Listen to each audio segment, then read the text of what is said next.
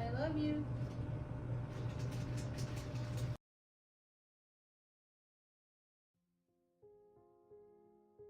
My mother, Della Bernice Parker Dancy, has always been the backbone of the family. Everyone relies on her, even extended family members. She is the most responsible person I have ever known. Though I have seen her angry and distant, I have never seen her out of control.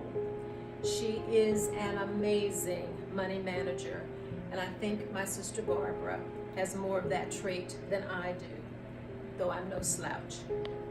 My father was a great provider, but my mother was the one who managed the provisions and made all the economic achievements possible. If Dad had been at the management helm, we would still be at 15th and Colas in a rundown apartment.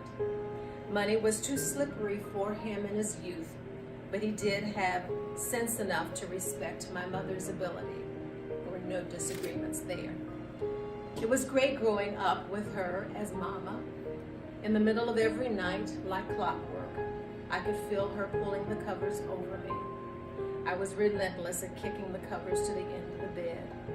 She would have also the Father John and cod liver oil ready in the teaspoons to help us ward off colds. Then out of nowhere, she would pop up into a room with 2 tall glasses of milk and watch to make sure we drank every drop.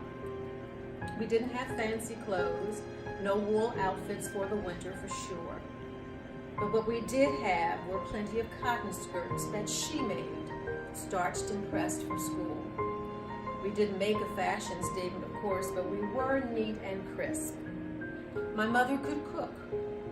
Watching her in the kitchen was as much fun as playing outside with friends. When we had large family meals, she, by popular request, had to prepare certain dishes. Cooking for her was a labor of love for us, a true soul food experience. Even today, when we gather around the scrumptious family meal, the meal is the reason, but the love is the staying power, the dynamo that makes everything worthwhile.